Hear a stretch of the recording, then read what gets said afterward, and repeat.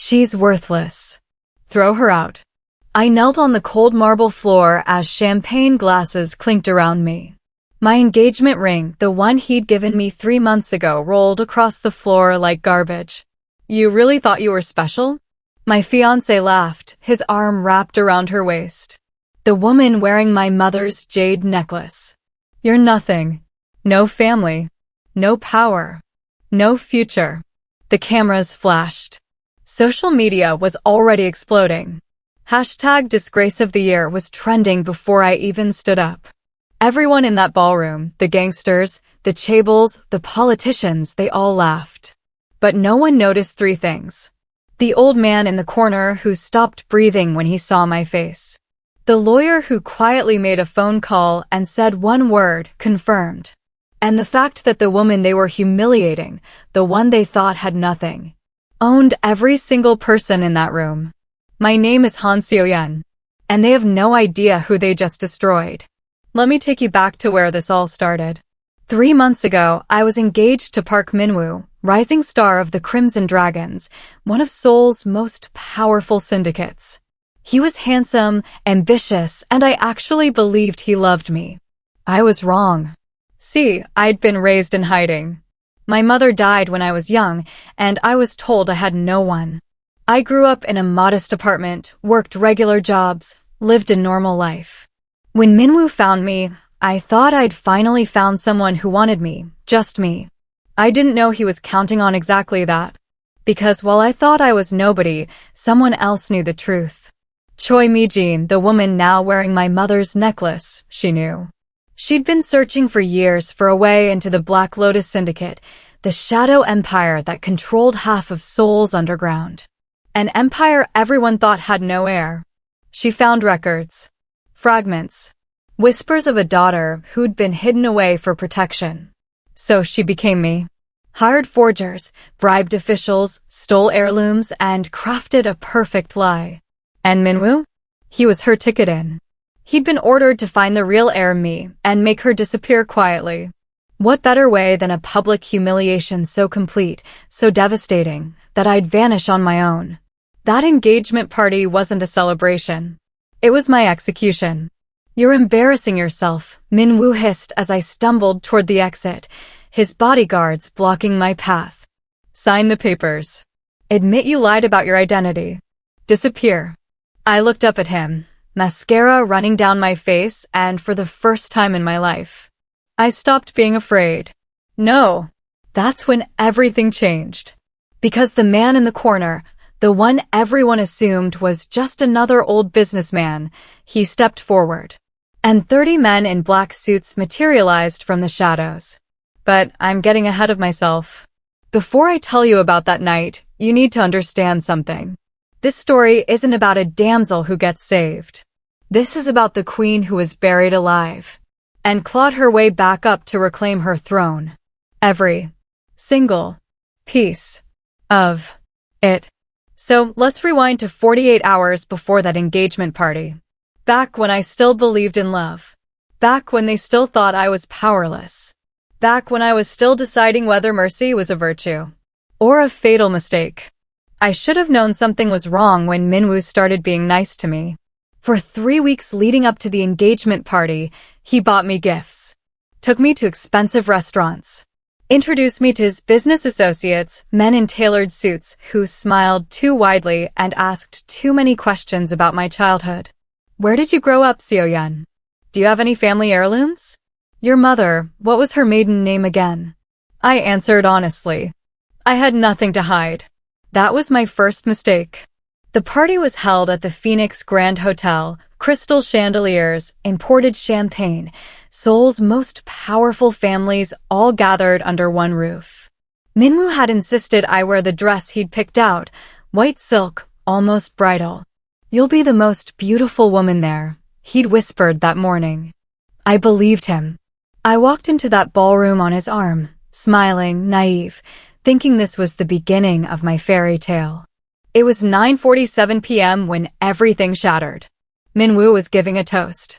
I stood beside him, champagne glass in hand, when a woman's voice cut through the room. Stop. Every head turned. Choi Mi-jin stood in the entrance, photographers flanking her like an army. She was stunning, designer gown, perfect makeup, and around her neck, my mother's jade necklace. The one I'd kept in a safety deposit box. The one that should have been impossible for anyone else to access. "I'm sorry to interrupt," Mi-jin said, her voice dripping with fake sympathy, "but I can't let this continue." Minwoo's hand tightened on my waist. Not protective. Possessive. Mi-jin walked forward, heels clicking against marble. She pulled out a folder, official documents, stamped and notarized. "This woman," she pointed at me, "has been impersonating me. Stealing my identity. My family name. My legacy." The room erupted in whispers. "That's insane," I started.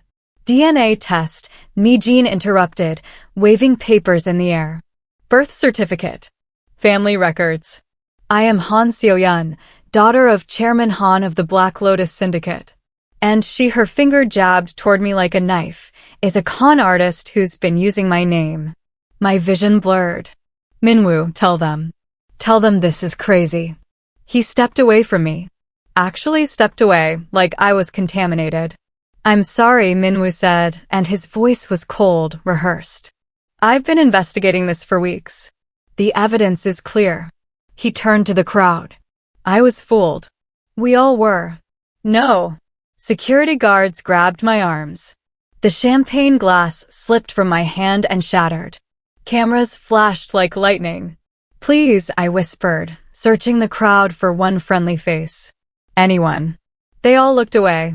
Minwoo pulled the engagement ring from my finger, yanked it so hard my knuckle scraped, and handed it to Mi-jin. She slipped it on with a triumphant smile. "Take her out through the back," Minwoo ordered. "I don't want to see her again." As they dragged me toward the exit, I saw him kiss her. The woman wearing my mother's necklace. The woman who'd stolen my entire life. And that's when I stopped crying. That's when something inside me went very, very quiet. And cold. They didn't just want me gone. They wanted me erased. I spent that first night in a motel on the outskirts of Seoul, the kind where they don't ask questions and take cash only. My phone had been shut off. My bank accounts frozen. The small apartment I'd been renting? Locks changed by morning. I had 3,001 in my pocket and the clothes on my back. That should have been enough. I should have disappeared quietly, started over somewhere new, let them have their lies. But then the news started. Con artist exposed at high society engagement. My face, my actual face, was plastered across every news site, every social media platform, labeled as a criminal.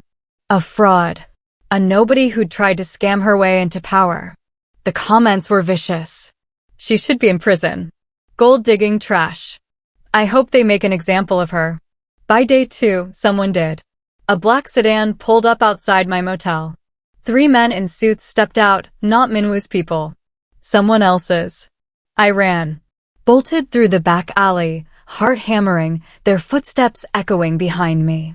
I made it 2 blocks before they cornered me against a chain-link fence. Seo-yeon? The lead man smiled. Or should I say, the fake Seo-yeon? What do you want? Our boss wants to make sure you stay quiet. Permanently. He pulled out a syringe. Nothing personal. Just business. I opened my mouth to scream. A fist connected with his jaw so fast I barely saw it. The man crumpled. His partners reached for their guns, but they were already on the ground, disarmed, groaning in pain. Standing over them was someone I'd never seen before. Tall. Sharp suit. Eyes like black ice. "You're making a mess in my territory," he said calmly, stepping on one man's wrist until he heard bones crack. "Who sent you?" The Jade Serpents." "Wrong answer." Another crack. "Try again." "Prosecutor Yoon." "Prosecutor Yoon hired us." My blood went cold. Prosecutor Yoon Jinho. Seoul's crusader for justice. The man who'd built his career destroying organized crime. He was trying to kill me. The stranger turned to me, and for the first time, I saw something that wasn't coldness in his expression. Curiosity. "You really don't know who you are, do you?" I what? Come with me, he said, already walking away. Or stay here and wait for the next round. Your choice. I looked at the three men on the ground, then at the stranger's retreating figure. Every instinct screamed danger. But danger was already everywhere. I followed him. His car was pristine, black leather, tinted windows, the kind of vehicle that cost more than I'd make in 5 years. He opened the passenger door without looking at me. Kang Ji-hoon, he said as I slid inside. And before you ask, no, I'm not going to hurt you. Why should I believe that? He started the engine, eyes fixed on the rearview mirror. Because if I wanted you dead, you'd already be in the Han River. Fair point. The Jade Serpents, the Crimson Dragons, Prosecutor Yoon, you've made powerful enemies very quickly, Ji-hoon continued. They all want the same thing. What?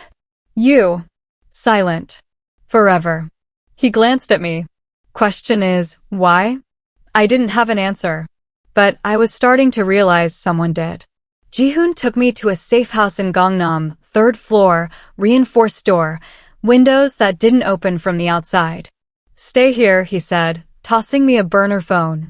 Don't leave. Don't contact anyone. Don't even order food. Why are you helping me? He paused at the door, hand on the frame. For a moment, I thought he might actually answer. Because everyone else isn't. Then he was gone. I should have run. Should have taken the phone and disappeared into the countryside, changed my name, lived quietly forever. But I was so tired of running. Ji-hoon came back 3 hours later with groceries, clean clothes, and a laptop. You need to see something, he said, opening a browser window. It was a forum. Deep web. The kind of place where Seoul's underworld traded secrets like currency. 100 million won bounty, Han Seo-yeon. Dead or alive.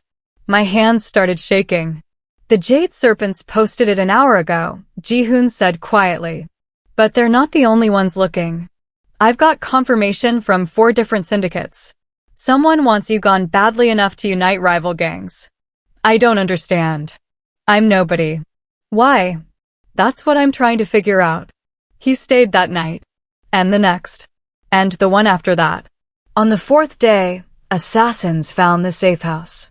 I woke to gunfire, sharp cracks splitting the air. Ji-hoon was already moving, gun in hand, pushing me toward the bathroom. Tub. Now. Don't come out until I tell you. I dove into the bathtub as bullets shattered the windows. My ears rang. My whole body shook. The shooting stopped. Silence. Then footsteps. Slow. Deliberate. Ji-hoon. I whispered. The bathroom door opened. He stood there, shirt torn, blood on his knuckles, not his blood, and 3 bodies visible in the hallway behind him. We need to move, he said. They'll send more. We ran through back alleys, across rooftops, until we reached another safe house. Then another. By the end of the week, we'd moved 5 times. Ji-hoon never complained. Never asked for payment. Never demanded answers I couldn't give. On the 7th night, I finally broke. Why?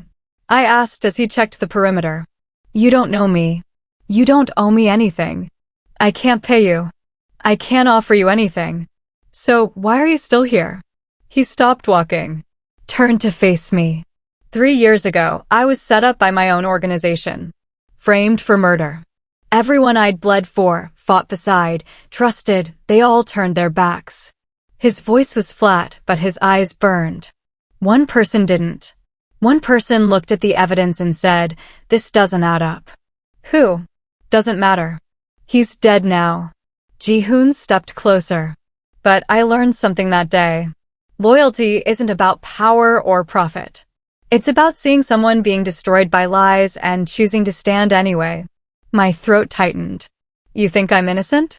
I think, he said carefully, that innocent people don't have this many powerful enemies trying to erase them. Which means you're either incredibly dangerous. He smiled, the first real smile I'd seen from him. Or incredibly important.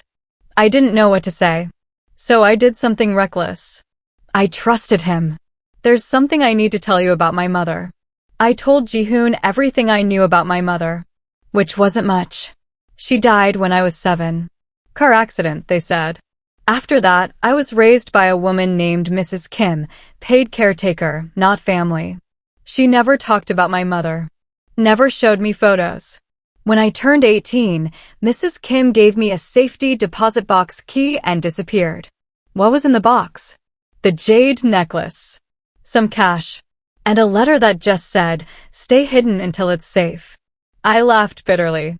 I thought it was paranoia. Turns out, maybe it wasn't. Ji-hoon went quiet for a long moment. Then he made a phone call. "I need a favor," he said to whoever answered. "Bank records. Safety deposit box access logs. Start with Hana Bank, Gangnam branch, going back 20 years. He hung up. We're going to find out who else knew about that box. The information came back in 2 days. Ji-hoon spread the documents across the table, and my entire world tilted. Your safety deposit box, he said slowly, was accessed 4 times in the last 6 months. 3 times by Choi Mi-jin. Once by Prosecutor Yoon. My blood turned to ice. How? I never gave anyone. Court order. Forged, but official looking enough that the bank complied. He slid another page toward me. But here's what's interesting. The original box was opened in 1998 by someone named Han Jae-sung. I stared at the signature. I'd never seen it before. But somehow it felt familiar. Who is he? That, Ji-hoon said, is what we're about to find out. He knew someone. He always knew someone. This time, it was an old information broker named Moon, half-blind, chain-smoking, operating out of a restaurant basement in Itaewon. Han Jae-sung. Moon wheezed, squinting at his ancient computer. You're digging up ghosts, boy. Is he alive? Depends on your definition. Moon's fingers flew across the keyboard. Officially? Dead. Heart attack, 2004. Unofficially. He turned the screen around. It was a photo. Recent. A man in his 70s entering a private hospital in Busan. My heart stopped. I knew that face. The old man from the engagement party. The one who'd stood up when they humiliated me. That's Chairman Han, Moon said. Founder of the Black Lotus Syndicate. Retired 20 years ago, supposedly. But money doesn't lie, he's still moving millions through shell companies. Still meeting with the old guard. Moon looked at me with his one good eye. Why are you asking about him? Ji-hoon answered before I could. Because we think he might be her father. Moon laughed. Laughed so hard he started coughing. Impossible. Chairman Han's daughter died with her mother in 1998. Everyone knows that. Everyone knows a lot of things that aren't true, Ji-hoon said coldly. Moon stopped laughing. He looked at me, really looked, and his face went pale. Holy hell. You have her eyes. Whose? Lady Han. The chairman's wife. Moon's hands trembled as he pulled up another photo. She died in a car accident in 98. The daughter supposedly died with her, but... He trailed off. There was never a body. Just a closed casket. A private funeral. Ji-hoon leaned forward. What are you saying? I'm saying, Moon whispered, that if Chairman Han's daughter survived, she'd be worth killing for. The room fell silent. Finally, I understood. This was never about me. It was about what I represented. An empire without an heir. Until now. We need proof, Ji-hoon said as we left Moon's basement. Real proof. DNA, documents, witnesses who'll go on record. Against Choi Mi-jin? She has the entire city convinced she's me. Then we convince them otherwise. He made it sound simple. It wasn't. But Ji-hoon had resources I didn't understand. By the next morning, he'd obtained Mi-jin's medical records from a private clinic in Cheongdam-dong. Blood type B, he read aloud. Your mother, Lady Han, was type AB. It's in her autopsy report. That's not enough. They'll say records were mixed up or... It's a start. He kept digging. Mi-jin's background check. Raised in Busan, parents divorced, worked as a hostess until 3 years ago when she suddenly had money. He looked up. Someone bankrolled her transformation. Prosecutor Yoon? Or someone bigger? We spent 3 days following Mi-jin's trail, her apartment, her meetings, her carefully curated social media presence. She was everywhere now, charity galas, syndicate gatherings, playing the role of devoted daughter to a father she'd never met. But she made mistakes. Small ones. On the fourth day, we found the crack we needed. Ji-hoon had a contact at a high-end jewelry store in Myeongdong. The same store where my mother's jade necklace had been originally purchased in 1985. I need to see your records, Ji-hoon told the elderly owner. Specifically, provenance documentation for this piece. He showed him a photo of Mi-jin wearing the necklace. The owner's face went white. That's the Han family necklace. We keep detailed records of all pieces sold to prominent families. He disappeared into the back and returned with a leather-bound book. This necklace has an inscription on the back clasp. Custom engraved. For Seo-yeon, my only star. My breath caught. Can we verify the inscription? Ji-hoon asked. If we can examine the actual piece, yes. Mi-jin was attending a gallery opening that night. Public event. Cameras everywhere. Perfect. We didn't attend as guests. Ji-hoon knew the photographer owed him a favor from years back. Get close, Ji-hoon instructed. Zoom in on the necklace clasp. Backside. The photographer worked the room, professional smile in place, snapping photos of Seoul's elite. When he reached Mi-jin, she posed gracefully, tilting her head just so. The necklace caught the light. Click, click, click. We reviewed the photos an hour later in Ji-hoon's car. There it was. Magnified. Crystal clear. The back of the clasp was smooth. No inscription. It's a replica, I whispered. A very good one, Ji-hoon agreed. But not the original. Which means she stole the real one from your safety deposit box, got scared someone would verify the inscription, and had a fake made. He smiled darkly. She's wearing evidence of her own fraud. I stared at the photo. For the first time in 2 weeks, I felt something other than fear. I felt power. We leak this, I said. Not yet. If we reveal our hand too early, she'll disappear or destroy evidence. We need more. Ji-hoon started the car. But we're close. She's built her entire identity on stolen pieces of yours. Every lie has a crack. And when we have enough? He looked at me, and there was something fierce in his expression. Something that matched the rage building in my chest. Then we don't just expose her, he said. We destroy her. The DNA test was Ji-hoon's idea. We need something irrefutable. Something even Prosecutor Yoon can't forge or dismiss. How? I can't exactly walk up to Chairman Han and ask for a cheek swab. Ji-hoon smiled. We don't need to. He always had a contact at the private hospital in Busan where Chairman Han received treatment. A nurse who owed him a significant debt. Blood samples are drawn weekly for his heart condition, Ji-hoon explained. They keep records for 6 months. You're asking someone to steal medical samples. That's necessary. His voice was steel. You want proof? This is how we get it. 3 days later, we had it. Chairman Han's blood sample sat in a cooler in Ji-hoon's car, alongside a sample of mine we'd had drawn at a private clinic under a false name. We paid a geneticist in Daejeon, someone with no connections to Seoul's underworld, someone who didn't ask questions when Ji-hoon handed him cash. Results in 48 hours, the geneticist said. Those 2 days felt like 2 years. Ji-hoon stayed close. We'd moved safe houses again, a small apartment in Hongdae, student neighborhood, easy to blend in. He slept on the couch with his gun on the coffee table.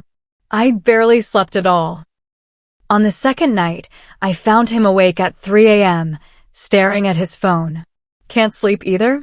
I asked. Thinking. About? What happens when the results come back? He looked at me. If they confirm what we suspect, your life changes forever. No more hiding.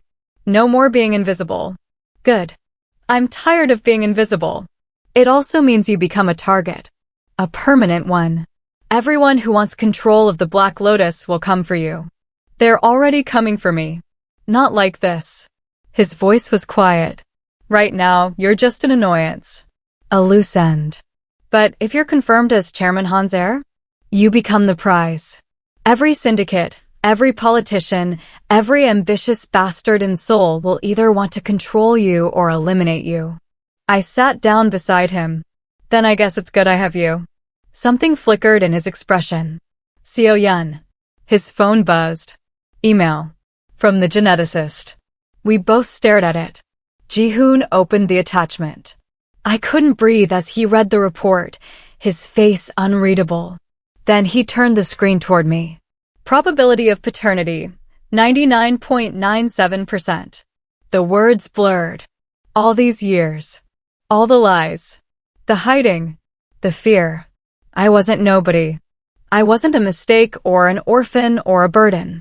I was Han Seo-yeon, true daughter of Chairman Han, heir to an empire. We have it, I whispered. We actually have it. Ji-hoon was already making calls. Moon, I need you to arrange a meeting. Private. Secure. All the old guard of the Black Lotus. He paused. Tell them Chairman Han's daughter is alive. And she is proof. He hung up and looked at me. Ready? Was I ready? Ready to step out of the shadows? Ready to face the man who'd hidden me for 20 years? Ready to reclaim everything that had been stolen? I thought about Minwoo's face as he ripped the ring from my finger. Mi-jin wearing my mother's necklace. Prosecutor Yoon's hired killers. Every person who'd looked at me and seen nothing. Yes, I said. I'm ready. Ji-hoon smiled. Then let's introduce you to your empire. The meeting was held in a place I'd only heard about in whispers, the Lotus Room, a private club beneath a Buddhist temple in Bukshin where the Black Lotus Syndicate had been conducting business for 40 years. Ji-hoon and I arrived at midnight. 12 men sat around a circular table.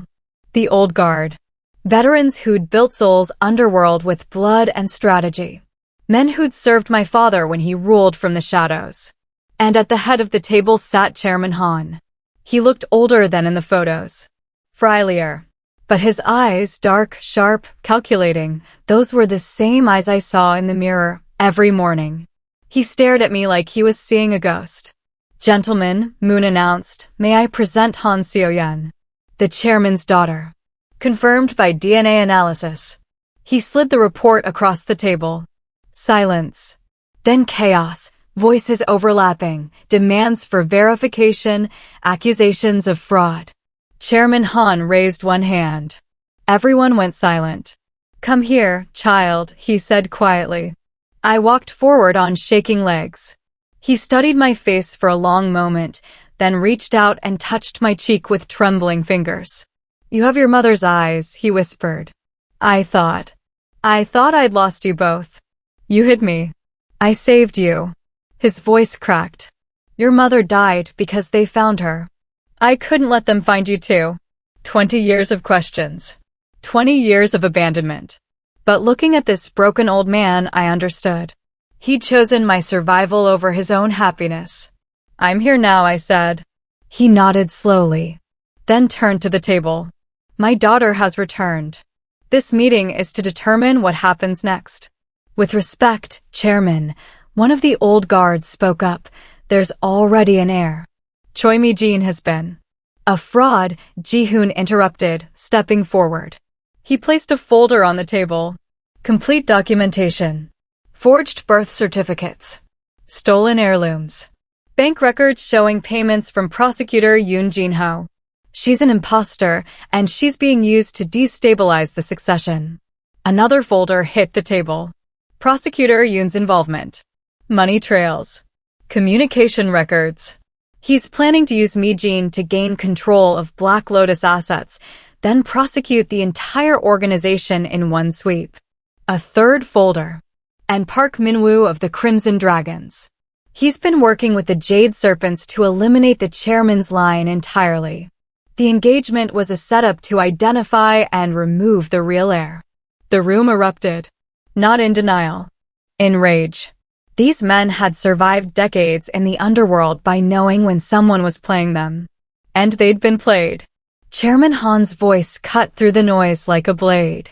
Summon them. Sir? Moon asked. Choi Mi-jin. Park Min-woo. Prosecutor Yoon. The chairman's eyes were cold. Bring them here. Tonight. I want them to see what happens when you steal from the Black Lotus. 2 hours later, they arrived. Not willingly.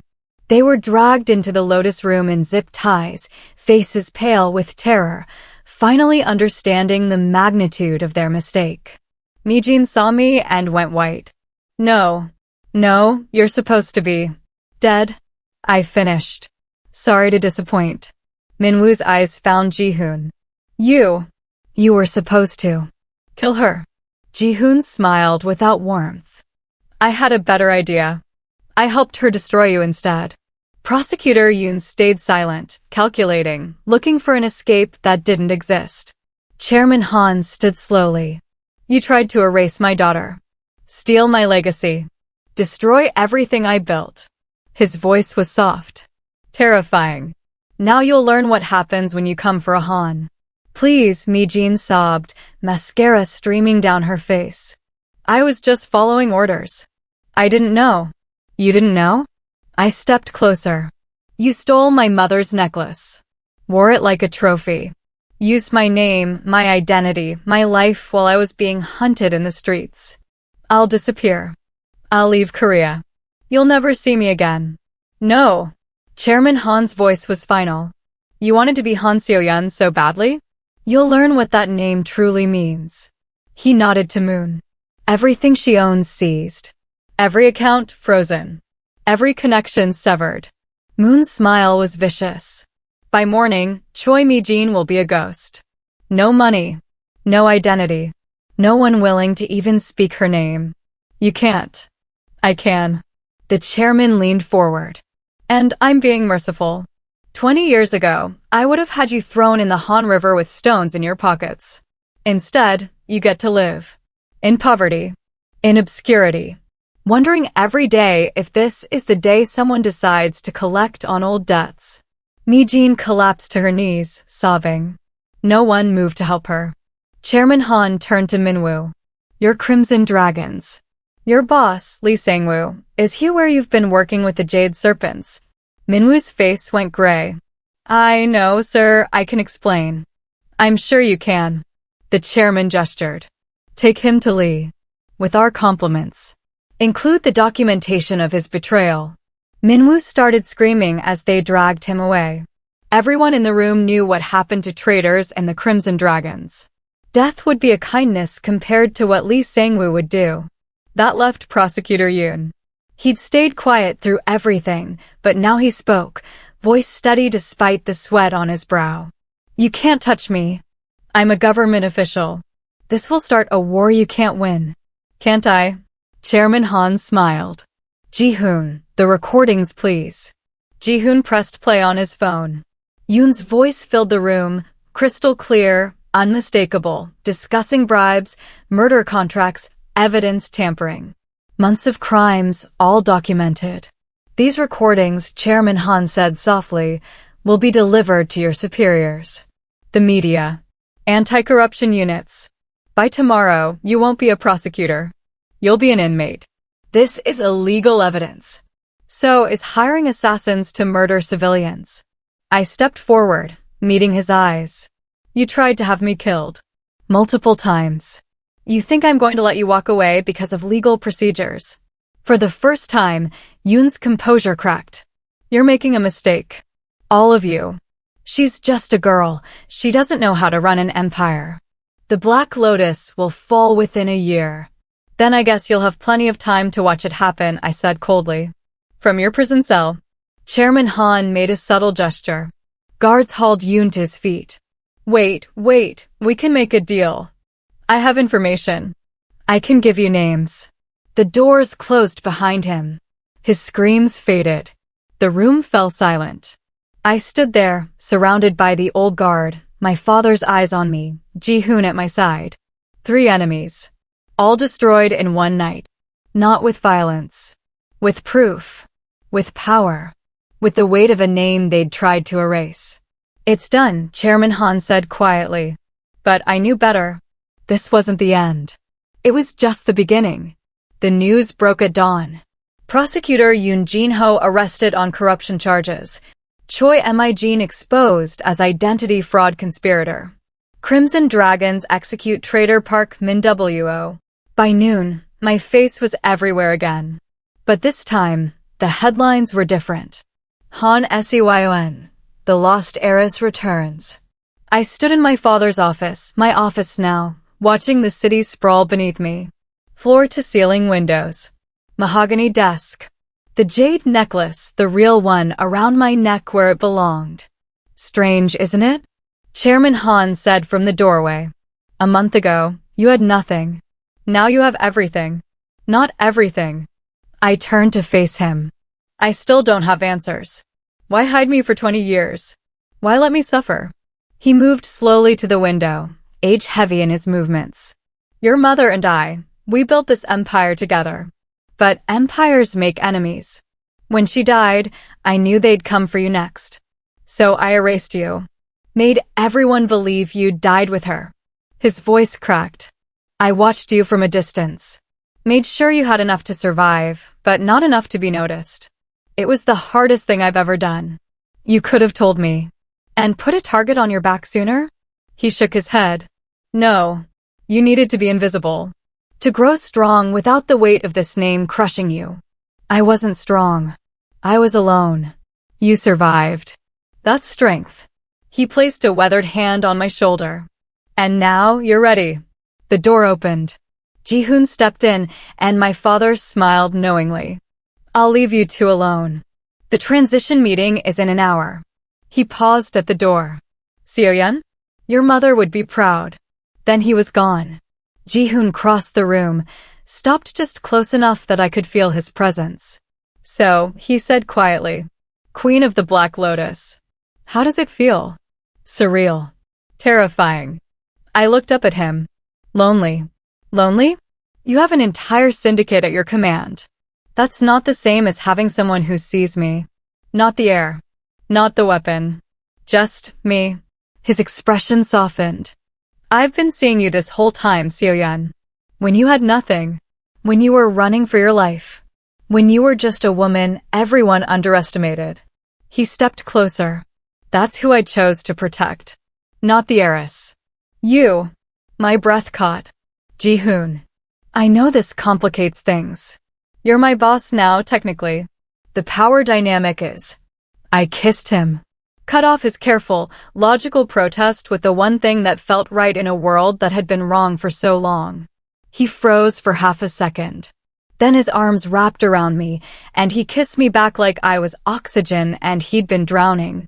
When we finally broke apart, both breathing hard, he smiled.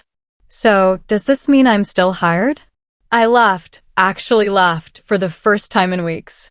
You're more than hired. You're mine. Possessive. I like it. Get used to it. I straightened my jacket, his hand still warm in mine. Because we have an empire to run. You stood by me when I had nothing. You think I'm letting you leave now? I squeezed his hand. You're stuck with me, Kong Ji-hoon. For better or worse. He pulled me close, lips brushing my temple. Then I guess I'm exactly where I want to be. Below us, Seoul glittered. A city that had tried to bury me. A city that would now kneel. I was Han Seo-yeon, daughter of shadows. Heir to an empire. And I was done hiding.